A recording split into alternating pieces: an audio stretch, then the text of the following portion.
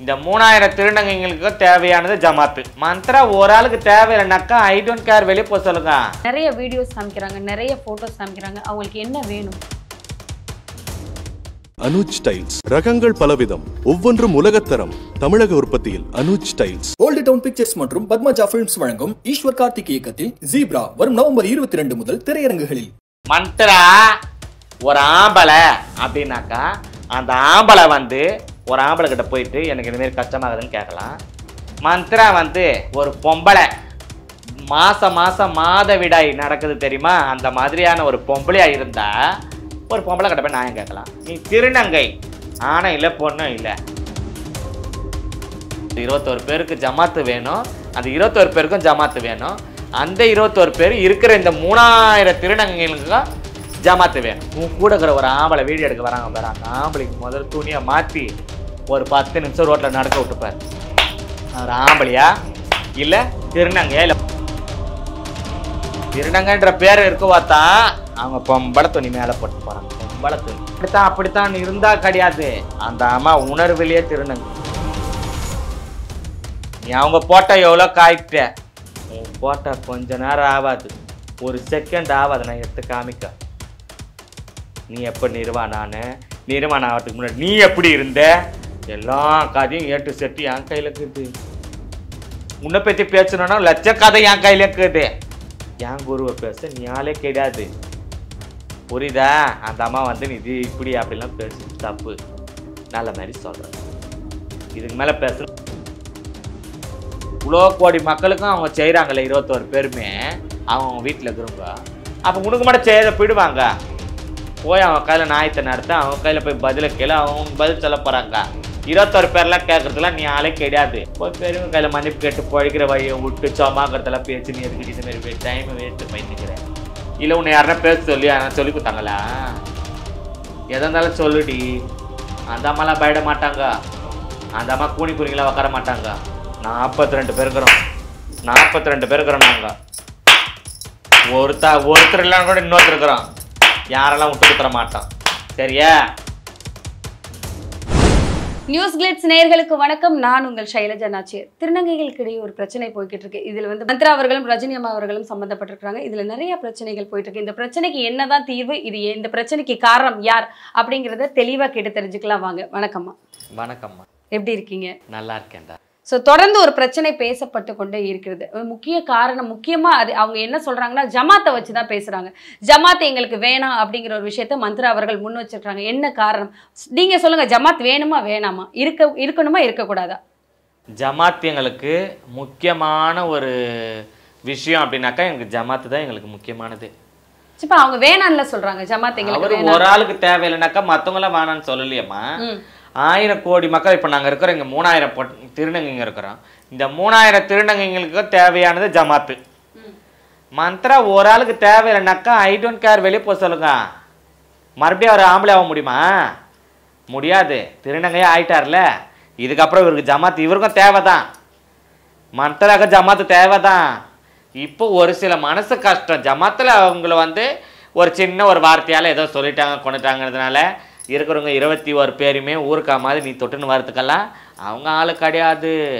ஜமாத் அந்த 21 பேருக்கு ஜமாத்து வேணும், அந்த 21 பேருக்கும் ஜமாத்து வேணும். அந்த 21 பேர் இருக்கிற இந்த 3000 திருநங்கைகளுக்கும் ஜமாத்து வேணும். அதனால் ஒரு ஆளுக்கு ஜமாத்து வாங்கினாக்கா நீ கம்முன்னு போய்க்கினே தரலாம். நாங்களாம் யாரும் வந்து கூப்பிட போகிறது கிடையாது. இப்போ என்ன சொல்கிறாங்கன்னா ஜமாத்துங்கிற பேர் வச்சுட்டு திருநங்கைகிட்ட நிறைய காசு சம்பாதிக்கிறாங்க நாய்க்கலாம் அப்படின்னு சொல்லிட்டு ஒரு குற்றச்சாட்டு வச்சுருக்காங்க. அதை நீங்கள் எப்படி பார்க்குறீங்க? இப்போ ஜமாத்தில் வந்து இப்போ அம்மா பொண்ணு, இப்போ நான் புள்ள, ஒரு தாய்க்கு நான் புள்ள. இப்போ நான் வேலைக்கு போனால் 10,000 எடுத்துன்னு கொடுப்பேன், அம்மா கிட்ட தான், தாய் கிட்ட தான் கொடுப்பேன். அப்போ தாய் ஸ்தானத்தில் இருந்து பார்க்குற இந்த 21 திருநங்கைகளும் பெரியவங்க அவங்க மேலே கேட்குறாங்க, அவங்கள நாயை காய்க்கி வச்சுருக்குறோம். அவங்க வீட்டில் நாங்கள் பொண்ணாக இருக்கிறோமே, அப்போ நாங்கள் யார்கிட்ட சம்பாரித்து கொடுக்கணும்? தாய் தகப்பை எப்படி பெத்த பிள்ளைங்களை பார்க்குற மாதிரி துணி எடுத்து கொடுக்குறது, நல்ல நாள் கெட்ட நாள், வாழ்வு சாவு, இன்பம் துன்பம் வலி வேதனை எல்லாத்துலேயுமே பங்கெடுத்துக்கிறாங்களோ அதே பங்கு தானே இவங்களும் எடுத்துக்கிறாங்க. அப்போ இவங்களுக்கு சம்பாரித்து நம்ம கொடுக்குறதே அது வந்து அவங்க துன்புறுத்தி வாங்குறாங்கன்னு மந்த்ரா மட்டும் பேசினா எப்படி? இப்போ நான் கொடுத்துருக்குறேன் என் குருக்கு, அப்போ நான் சொல்லலையே, என் குரு என்னவா கஷ்டப்படுத்தி தான் இந்த 10 ரூபாய் வாங்கினாங்க. இப்போ திடீர்னு இந்த ஒரு பிரச்சனை தலை தூக்குறதுக்கு என்ன காரணம்? அவங்களுக்கு வந்து அவங்க மருமகளாம் அவங்க யாரோ ஒருத்தருக்கு வந்து இவங்க பணம் கொடுத்துருக்குறேன்றது அவங்க வீடியோ அவங்களே போட்டாங்க. இதில் வீடியோவில் பணம் கொடுத்த மாதிரி இவங்க கையில் வாங்கின மாதிரி போட்டிருக்கிறாங்க. நீங்களே ஒரு திருநங்கை உங்கள் மருமகளுக்கு நீங்களே பணத்தை கொடுத்துட்டு அந்த திருநங்கை வந்து இன்னொருத்தருங்க வீட்டுக்கு போயிடுச்சுன்னு இப்போ அந்த திருநங்கை தான் நீ பணம் கேட்கணும். 21 நாய்க்கு நீ பணம் கேட்க வேண்டிய வேலை என்ன இருக்குது? அது அந்த திருநங்கைக்கும் உனக்கும் ஏற்ற பேச்சு. அந்த திருநங்கைகளுக்கு யார் மாலக்கா இருக்கிறாங்களோ அவங்ககிட்ட நீ போய் பேசி வாங்க வேண்டியதான் உன்னுடைய வேலை. மற்றவங்களெல்லாம் பேசிக்கின்னு அரே தூரேன்றது, இந்தமாரி தூன்றது, இந்தமாரி பேச்செல்லாம் பேசுறதெல்லாம் தேவையில்லாத விஷயங்கள் இல்லவா? கண்டிப்பா இவங்க என்ன முன்வைக்கிறாங்க இல்ல ஒரு விஷயம் நம்ம தெளிவுபடுத்திக்கலாம். அவங்க ஏன் குறிப்பா ரஜினி அம்மா வந்துட்டு அவங்க இப்ப முழுக்க முழுக்க யார் மேல குற்றச்சாட்டு வைக்கிறாங்கன்னா ரஜினி அம்மா மேலதான் வைக்கிறாங்க. ஏன் அவங்க வந்து ரஜினி அம்மா குறிப்பாத்து பேசுறாங்க? இப்ப வந்து அவங்க மந்த்ராவே வந்து எங்க அம்மா கிட்ட வந்து பேச வேண்டிய விஷயங்கள் எதுவுமே இல்லை. அவங்க மேல துஷ்மன் கிடையாது. அவங்க வந்து யாருமே வந்து இவங்க வந்து இவங்களை அழிக்கணும், இவங்களை அடிக்கணும், இவங்களை ஒதுக்கணும், இவங்களை இது பண்ண அது பண்ணலாம் அவங்க நினச்சி கூட பார்க்க மாட்டாங்க. யார் என் குருவாக இருக்கிற வியாசார் படியில் இருக்கிற என் குரு பாரதி நகர் இருக்கிறாங்களா அவங்க யாரையும் அந்த மேலே நினச்சது கிடையாது. இவ இன்னத்துக்காக பேசுகிறான்றது எனக்கு தெரில. மந்த்ரா இன்னத்துக்காக பேசுகிறான்றது தெரில. ஒன்று யாருன்னா இதில் வீடியோ எடுக்கிறவங்க கொள்றவங்க இல்லை வேறு யார் மூலியமானா நீங்கள் வந்து இவங்களை கொஞ்சம் கிளறி விடுங்க, இவங்கள பேசுங்க கொல்லுங்க அப்படின்றதுனால பண்ணுறாங்களா? இல்லை 21 பேர்கிட்ட வாங்கின 5 லட்சம் அந்த மாதிரி என் குருக்கிட்டையும் 10 ரூபா ஓனனு. அப்போ குரு தானே. மந்த்ராக்கா அவங்க அம்மா தான் இவங்க ரஜினி அம்மா. அப்போ மந்த்ராக்கிட்டே ரஜினி அம்மாக்கிட்டே வந்து மந்த்ரா கேட்கலாமே, ஆமாம் எனக்கு கஷ்டமாகுது எனக்கு ஒரு 10 ரூபா உதவி பண்ணுமா கேட்கலாமே. துன்புறுத்தி எங்களை வாங்குறாங்கம்மா. துன்புறுத்தி எங்களை வாங்கும் போது அவள் மந்த்ரா வீட்லேயே 2-3 திருநங்கைங்க வந்து பாலியலுக்கு போகிறாங்க, 2-3 திருநங்கை வந்து ஏசகத்துக்கு போகிறாங்க. இதெல்லாம் போய் தானே அவங்களும் இப்போ சோறு தூண்டுறாங்க. அப்போ நீ வந்து அழகாக பண்ணி அவங்கள வந்து அவங்கள பண்ணி நீ அவங்க என்ன குற்றச்சாட்டு வைக்கிறாங்கன்னா பாலியல் ரஜினி அம்மா கிட்ட இருக்கிற திருநங்கைகள் எல்லாம் பாலியல் தொழிலுக்கு அனுப்பிதான் அவங்க சம்பாரிச்சிருக்கிறாங்க. அவங்க போட்டிருக்க நகைகள் எல்லாமே அவங்க கொண்டுட்டு வந்து கொடுத்ததுதான். அவங்களுக்கு எங்க இருந்து இந்த நகைங்க வந்துச்சு அப்படின்னு சொல்லிட்டு நிறைய போட்டோஸ் நிறைய வீடியோஸ் மந்த்ரா அவர்கள் வெளியிடுறாங்க. வெளியிட்டதை தான் நாங்க கேட்கிறோம். ஸோ என்ன காரணம்? இது இந்த மாதிரி ஒரு குற்றச்சாட்டை ரஜினி அம்மா மேல அவங்க எதுக்கு வைக்கணும்? அந்த அம்மா வந்து சின்ன வயசுலேருந்து பூ விற்றாங்க, மீன் விற்றாங்க, இன்னும் எவ்வளோ கஷ்டப்பட்டாங்க அந்த அம்மா. அடி உத கஷ்டம் நஷ்டம் வலி வேதனை ரோட்லலாம் படுத்துக்கிறாங்கம்மா. சொந்தக்கார பந்தக்கெல்லாம் சோறு போட மாட்டாங்க. அப்போல்லாம் வந்து இவங்க திருநங்கையாக மாறும் போது அந்த ப்ரீட் இல்லை அந்த சின்ன வயசில் ஐயோ நீ இந்தமாரி இருக்கிற எங்களுக்கு அசிங்கமாக இருக்குது போ அரே தூரன்ட்டு நான் அவங்கள எவ்வளோ பேச்சு அச்சலாக இருக்கிறாங்க. அவங்க கூட போகிறதுங்க தாய் தவப்பெல்லாம் இவ்வளோ கஷ்டத்தையும் அந்த அம்மா தாண்டி நம்ம கையை கொண்டு தான் நம்ம வாழணும், நம்ம வாழ்க்கை நம்ம கையில் தான் இருக்குது அப்படின்னு சொல்லிட்டு அந்த அம்மா பூ விற்றாங்க, கூழ் விற்றாங்க, மீன் விற்றாங்க, என்னென்ன வியாபாரம் பண்ணமோ அனைத்து வியாபாரமும் அந்த அம்மா பண்ணி கஷ்டப்பட்டு தான் இன்றைக்கி மேலே வந்துக்கிறாங்க. எங்கள் கையிலே ஒன்றுமே இல்லை. நாங்கள் எப்படி அந்த அம்மா கொடுத்துருப்போம்? 100-200 கொடுப்போம். சரி அந்த அம்மா கோடி பெருச்சா வந்து இப்படி தான் அடிச்சு போடுங்கிறாங்க அப்படி தான் அடிச்சு போடுங்கிறாங்கன்னு இதெல்லாம் சொல்கிறதெல்லாம் எப்படி சொல்லுமா? அந்த அம்மாவோடைய உழைப்பு, அந்த அம்மாவோடைய கஷ்டம். ஒரு குறிக்கு 100 ரூபாவோ 30 ரூபாவோ இன்னும் தான் வாங்குறாங்க, 300 ரூபா இன்னும் வாங்குறாங்க. அவ்வளோதான். இந்த மாதிரி அவங்க கஷ்டப்பட்டு அவங்க உக்காடுறாங்க. அவங்களுக்கு அந்த அங்காளம்மா வந்து துணையாக இருக்கோத்தான் அவங்களுமே நல்லா மேலுக்கு வந்தாங்க. அவங்க கஷ்டத்தால் யாரு மேலாம் வந்து நாங்கள் கஷ்டப்பட்டுலாம் கொடுக்கல. நாங்கள் கஷ்டப்பட்டோம். நாங்கள் இருக்கிறோம் 600 பேர்கிட்ட இருக்கிறோம். பொண்ணுங்க மட்டும் 45 பேர் இருக்கிறோம். அப்போ எங்களுக்கு கீழே இருக்கிற திருநங்கைங்களாம் நாங்கள் லட்சம் பொட்டிங்க இருக்கிறோம். நாங்கள் இவ்வளோ பேர் இருந்தே நாங்கள் ஆளுக்கு ஒரு 100 ரூபாய் கொடுத்தாக்கா அது 100 ரூபாய் எங்கே போய் நிற்குது? ஒரு 300 திருநங்கைனாக்கா 100 ரூபாய் எங்கே போய் நிற்குது? அவங்களுக்கு அதுவே எங்கேயோ போயிடுச்சு. ஒரு நாளைக்கு 100 ரூபாய்னாக்கா அப்போ ஒரு மாதத்துக்கு எவ்வளோ ஆகுது? இப்படித்தான் என் குருக்கு நான் இருக்கிற எல்லாருமே வந்து அவங்கள வந்து ஒரு தாயா ஒரு தவப்பனா டெய்லி தாய்க்கு நம்ம தண்ணி வைக்கலையா, சோறாக்கி வைக்கலையா, துணிமணி வாங்கி கொடுக்கலையா, இந்தாம்மா ஒரு 10 ரூபா கையில் வச்சு வெத்தலை பக்கம் வாங்கி போட்டுக்கோ, அந்த மாதிரி தான் அந்த 10 ரூபா கொடுக்குறமே தவிர நீ எனக்கு கொடுத்து தான் ஆகணும், நீ எனக்கு வச்சு தான் ஆகணும். இல்லை இது வரைக்கும் நாங்களும் அதை போய் 13 வருஷம் ஆகுது. இது வரைக்கும் அந்த அம்மா அந்த மாதிரி பேச்செல்லாம் பேசுனது கிடையாது. இதுக்கு முன்னாடி அப்படி அந்த அம்மா வாழலை. தொடர்ந்து எல்லா யூடியூப் சேனல்ஸ்லையும் மந்த்ரா முன்வைக்கிறது ரஜினி அம்மா திருநங்கை கிடையாது அப்படிங்கிற ஒரு குற்றச்சாட்டு வைக்கிறாங்க. அதை எப்படி பாக்குறீங்க? ரஜினி அம்மா வந்து திருநங்கை இல்லைன்ட்டுன்னு மந்த்ரா நீ சொல்லிட்டு திருநங்கை இல்லாதியா நல்ல நல்ல குதானுங்க பேரை சொல்லி அவங்களுக்கு என்ன தேல் பலாய்ச்சி இன்னைக்கு அவங்க நாயக்கா உக்காந்து இருக்கிறாங்க. ஏன் மந்த்ரா பொங்குற பால் பொய்ப்பால் நீ எவ்வளோ ஆடினாலும் கடவுளா பார்த்து தான் உன்னை அடக்கணும். நாங்கெல்லாம் அடக்கணும்னு நினைக்க மாட்டோம். ஏன் சொல்லு? நாங்க உயிரோட இருந்தாக்கா எங்களுக்கு இருக்கிறாங்க பெரிய பெரிய மாலுக்குங்க, நல்ல நல்ல கூதானுங்க இருக்கிறாங்க. இந்த கூதானுங்க எல்லாம் எங்களுக்கு நல்லது கெடுத்து செய்து எங்களை இங்க இருந்து மண்ணுக்கு அனுப்பும் போது இன்னும் சாங்கிய பண்ணுவாங்கிறது உனக்கு தெரியும், ஆம்பளை பொம்பளைக்கு தெரியாது. அந்த சாங்கியம் என்னன்னு உனக்கு தெரியும். சரியா? நீ பேசிட்ட, நீ இப்போ கொண்டுட்ட, இப்படித்தான் அவங்க, அப்படித்தான் அவங்க, அப்படித்தான் இவங்க, இப்படித்தான் இவங்கன்னு. நீ கொஞ்சம் நேரில் வந்து இதுக்கு மேலே நான் உங்கள்கிட்ட சொல்றதுக்கு எதுவுமே இல்லை. திருநங்கையா இல்லைன்னு திருநங்கையா இல்லை இல்லையான்றது நீயே சொல்லு. இல்லாத யாருக்கும் நல்ல நல்ல பேரை சொல்லி தட்டு தூக்கி ரீத்து போட மாட்டாங்க, மடி கட்ட மாட்டாங்க, வாவு சாவில் உட்கார வைக்க மாட்டாங்க, தலை கட்ட மாட்டாங்க. உன் கூட இருக்கிற ஒரு ஆம்பளை வீடியோ எடுக்க வராங்க பாரு, அந்த ஆம்பளைக்கு முதல்ல துணியை மாற்றி ஒரு 10 நிமிஷம் ரோட்டில் நடக்க விட்டுப்பார். அவர் ஆம்பளையா இல்லை திருநங்கையா இல்லை பார்க்கலாம். திருநங்கைன்ற பேர் இருக்கவாத்தான் அவங்க பொம்பளை துணி மேலே போட்டு போகிறாங்க. பொம்பளை துணி இப்படித்தான் அப்படித்தான் இருந்தா கிடையாது. அந்த அம்மா உணர்விலேயே திருநங்கை. 7 வயசுல அவங்க வீட்டில் இருக்கிறவங்க அச்சாங்க பார், அன்னைக்கு திருநங்கை. 11 வயசுல அந்த அம்மா பொம்பளை துணி மாத்தினாங்க பார், அன்னைக்கு அவங்க திருநங்கை. 15 வயசுல எங்களெல்லாம் புடிச்சு வச்சாங்க பார், அன்னைக்கு அவங்க திருநங்கை தான். ஆம்பளை பேரில் நாங்கள் 5 ரூபா போட்டுக்கல, திருநங்கை. அவங்க ஒரு நாங்கள் போய் இன்னைக்கு அவங்க அப்படி இருந்தாலும் நாங்கள்லாம் பேர் பொம்பளை குஜிலி மாதிரி எங்களை வச்சுக்கிறாங்க. நாங்கள் இவ்வளோ பொம்பளை மாரி இருக்கிறோம். சரியா? அவங்களெல்லாம் நீ வந்து பேசுறதுக்கு ஆள் கிடையாது. இதுக்கப்புறம் பேசாத. அவங்க சாமி ஸ்தானத்தில் இருக்கிறாங்க, மந்திரா சாமி ஸ்தானத்தில் இருக்கிறாங்க. நீ அவங்க போட்டா எவ்வளோ காய்ட்ட, உன் போட்டா கொஞ்ச நேரம் ஆகாது, 1 செகண்ட் ஆகாது நான் எடுத்து காமிக்க. நீ எப்போ நிர்வாணம் ஆகிறதுக்கு முன்னாடி நீ எப்படி இருந்த, எல்லா கதையும் ஏட்டு செட்டு என் கையில் இருக்குது. உன்னை பற்றி பேசணுன்னா லட்ச கதை என் கையில் இருக்குது. என் குருவை பேச நீ ஆளே கிடையாது. புரியுதா? அந்த அம்மா வந்து நீ இது இப்படி அப்படிலாம் பேசுறது தப்பு. நல்ல மாதிரி சொல்கிற. இதுக்கு மேலே பேசுனா அந்த அங்காள மதம் உனக்கு கூலி கொடுப்பேன். ஆன்மீகத்தை வச்சு அவங்க சம்பாதிக்கிறாங்க, மக்களை ஏமாத்துறாங்க அப்படிங்கிற ஒரு பேச்சுமே அவங்க தான் முன் வச்சிருக்கிறாங்க. ஸோ இந்த மாதிரி நாய்க்கெல்லாம் வந்துட்டு ஆன்மீகத்தை வச்சு சம்பாதிக்கிறாங்க.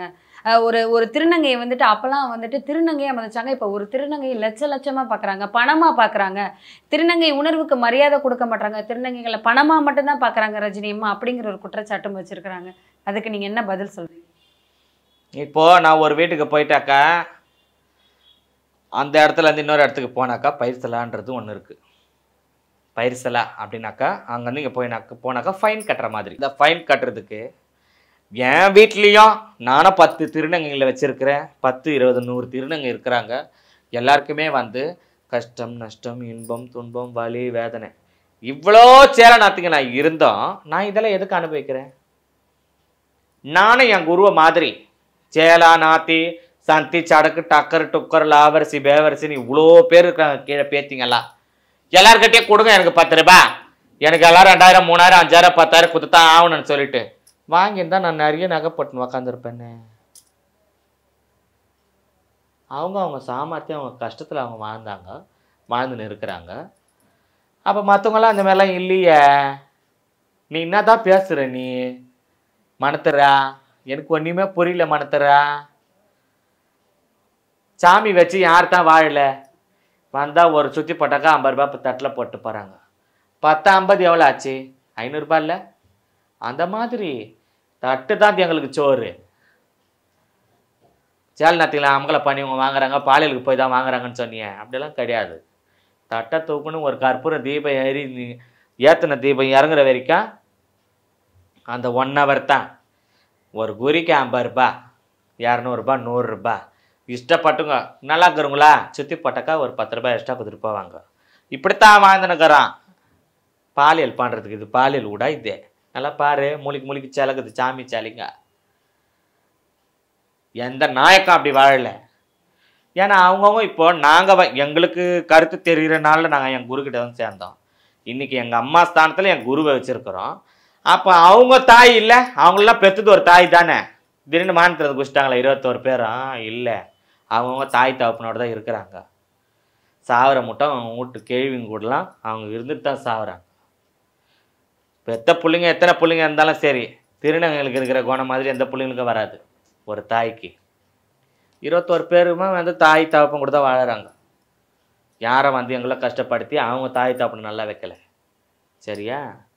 இந்த சாமி வச்சுக்கின்னு ஏமாத்துறாங்க, கொல்றாங்க, கெல்றாங்கன்னு அந்த அம்மாவை இதுக்கப்புறம் பேசாத. எங்கள் ஒரு பையன்றதுனால சொல்கிறேன், பேசாத. இப்போ இந்த சமீபமா ஒரு 2 வாரங்களா மந்த்ரா அவர்கள் ஒரு சேனல் உள்ள எல்லா இடங்கள்ல போய் இதே குற்றச்சாட்டை தான் காமிக்கிறாங்க. நிறைய வீடியோஸ் காமிக்கிறாங்க, நிறைய போட்டோஸ் காமிக்கிறாங்க. அவங்களுக்கு என்ன வேணும்? என்ன வேணுன்றத வந்து கேட்க சொல்லுங்க. அவங்க ஒரு திருநங்கைமா, ஆம்பளை மந்த்ரா ஒரு ஆம்பளை அப்படின்னாக்கா அந்த ஆம்பளை வந்து ஒரு ஆம்பளை கிட்ட போயிட்டு எனக்கு இதுமாரி கஷ்டமாகுதுன்னு கேட்கலாம். மந்த்ரா வந்து ஒரு பொம்பளை, மாதம் மாதவிடாய் நடக்குது தெரியுமா, அந்த மாதிரியான ஒரு பொம்பளையாக இருந்தால் ஒரு பொம்பளை கிட்ட போய் நியாயம் கேட்கலாம். நீ திருநங்கை ஆனால் இல்லை பொண்ணும் இல்லை, நீ எப்படி பொம்பளை மாரி திருநங்கையாக்குறியா அந்த மாதிரி தான் நம்மளுக்கு மாலைக்கிறியான்னு நம்மளுக்கு எல்லாம் சாங்கியம் பண்ண பெருங்குக்கிறாங்க பாரு. உனக்கு என்ன கஷ்டமோ போய் அவங்க கையில் முறையிட்டு சமாக்கிறவங்கிட்ட போய் நாயை நத்தினிருந்தாக்கா நாளைக்கு அவங்களாம் வந்து நிற்க போகிறது இல்லை. இன்றைக்கி நீ எவ்வளோ வேணாலும் பேசிடலாம், எவ்வளோ வேணாலும் ஆடிடலாம். மந்த்ரா மணித்திரா ஆடிடலாம். ஆனால் நாளைக்கு உனக்கே ஒன்றுனாலும் இந்த 21 பேருமே வந்து உக்காருனாங்க. அதை ஞாபகம் வச்சுக்கோ. உனக்கு என்ன கஷ்டமோ போய் 21 பேர்கிட்டே பேசு. உன் குருவை விட்டு எல்லார்கிட்டையும் மன்னிப்பு கேட்க சொல்லு. மன்னிப்பு நீ கேளு, உன் குருவை நிற்க வச்சுட்டு கேட்டுட்டு என்ன வேலையோ அந்த வேலையை பார்த்துட்டு எப்படி நம்ம சமுதாயத்தில் எப்படி வாழறோம் அந்த வாழ்க்கையை வாழ்ந்துருப்போ. நம்மளுக்கு அதுதான் நீ பேசுறது கொடுறதெல்லாம் வேஸ்ட்டு. இப்போ நீயே போய் ஒரு நாய் நடத்தினாலும், நீயே போய் சட்டத்தில் போய் ஒரு நாயத்தை வச்சாலும், ஏமா நாளைக்கு நீங்கள் அவங்கள ஒன்னாடி போகாம இல்லைன்னு உனக்கு தெத்த போகிறாங்க. இதான் நடக்கும். சரியா?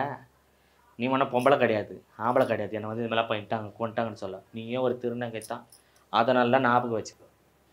இப்போ இந்த 21 நாயக்கு மேலேயுமே அவங்க வந்துட்டு ஒரு குற்றச்சாட்டு வைக்கிறாங்க. நாயக் அப்படின்னு சொன்னாலே எல்லார் மேலேயும் தான் இந்த குற்றச்சாட்டு வருது. இந்த 21 நாயக்குகளும் என்ன சொல்றாங்க இந்த பிரச்சனைக்கு? ஏன்னா இப்போ கமிஷனர் ஆஃபீஸில் போய் எல்லாரும் கம்ப்ளைண்ட் கொடுத்துருக்கீங்க, சட்டப்படி நடவடிக்கை எடுத்திருக்கிறாங்க, என்ன சொல்றாங்க? உனக்கு ஒரே குருன்றது ஒருத்தவங்க மட்டும்தான். குருனா தாய்க்கு ஸ்தானம் சமம். அந்த ஒரு தர்த்தார் அவங்க யாருன்னா பெரிய மேடை சேர்ந்த நாயக்கம்மா இருக்கிறாங்களே அவங்க. அந்த அம்மாவுக்கு நீ பொண்ணு. அங்கேருந்து தான் நீங்கள் வந்த. இப்போ இங்கே வந்துட்டு உனக்கு பிடிக்கல கொள்ளல நீ வெளியே வந்துட்ட. அந்த அம்மாவே எப்படி சொல்கிறது, தண்ணியில் இருக்கிற தாமரை எவ்வளோ அழகாக இருக்குது அந்த மாதிரி ஒரு அழகானவங்க தான் அவங்களும்.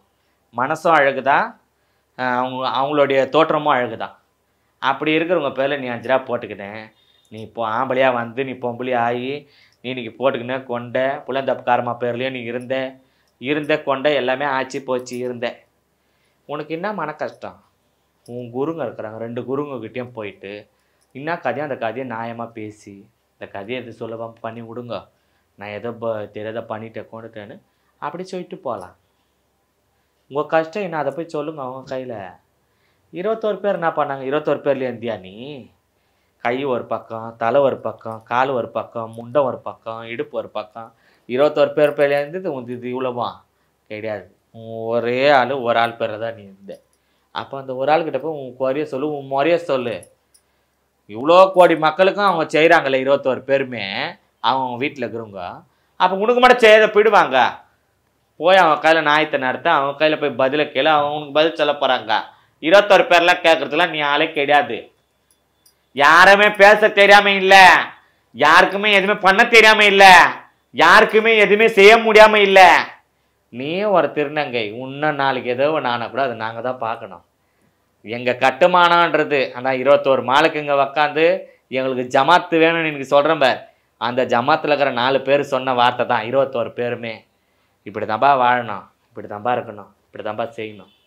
அதனால தான் அந்த அம்மாவை நீ வாடா போடான்னு கேட்டு கூட இன்னும் நான் இன்னும் கேட்காதக்கிறேன். புரியுதா? ஏன்னா நீயும் திருநங்கைடி.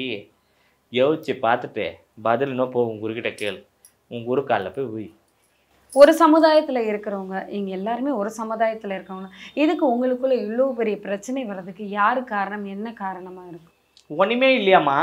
இப்போ இதுதான் விஷயம் நீ சொன்னதானமா தெரியும். இப்போ இதை வச்சு இந்த பிரச்சனையை வச்சு திருநங்கைகள் அவங்க ஒரு தனி சமுதாயம், அந்த பிரச்சனை இப்போ எல்லாரும் பேச ஆரம்பிச்சிருக்கிறாங்க.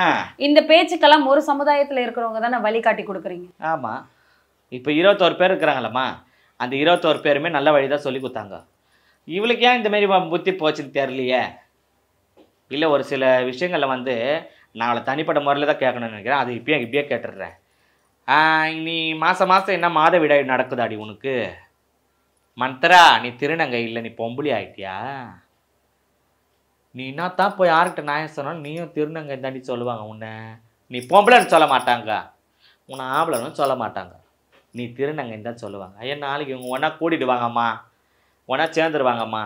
எதுவும் அதாலே உங்கள் ஜமாத்தில் ஐயோ உங்கள் ஜமாத் நல்லா ஞாபகம் வச்சுக்கா.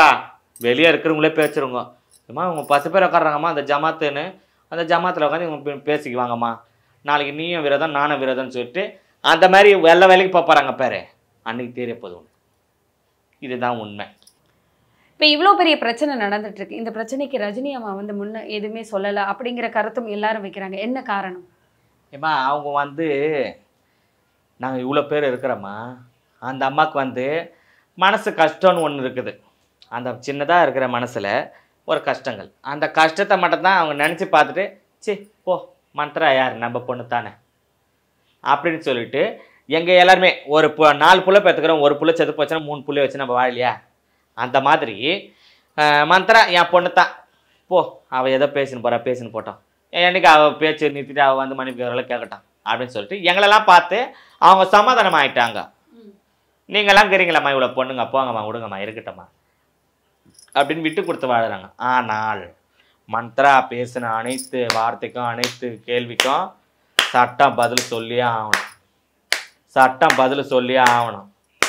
ஒன்றில் அதை நாயத்தை இப்படி அப்படின்னு பேசுனது கொண்டதுக்கெல்லாம் நல்ல பெரியவங்க எல்லாம் இருக்கா இல்லையா உழுந்து மன்னிப்பு கேட்டு தான் ஆகணும். சட்டம் இதுக்கேற்ற கரெக்டான பதில் தீர்ப்பு ரொம்ப நாள்